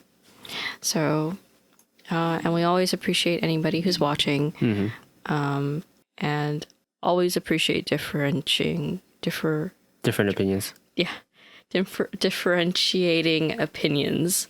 Excuse me. Yeah, we live, like I always say, we live in our own little California bubble, and even smaller one. With just you and me, Sarah. Yeah, within our friend group. So go ahead, put your opinions out there. I will listen. I will mention your. I'm not gonna say you're wrong, right? Because opinions are opinions. If your comment is like thoughtful enough, I will at least say like I get your point, right? I get your point. Here's my point, but I really do understand your point. But I will respond. I see all your comments. And we'll always be very respectful. Because putting your opinion out there is like... It's hard. It's hard. Yeah. And especially if it's a Marvel movie, it's even harder. So we will give you the utmost respect in your opinion. And I think that's it. We're good. An end of an era. Yeah. A start to a new one, With that said, this has been episode 9 of Just a Couple Thoughts. The big 9. We're about to hit double digits next episode. Double digits, and then I can say the big 10. Yeah. The big 10. Well, thank you for listening. This podcast was only 2/3 of the length of Avengers Endgame. So I hope you guys had a good time. And I'll catch you guys next episode. Bye. Bye.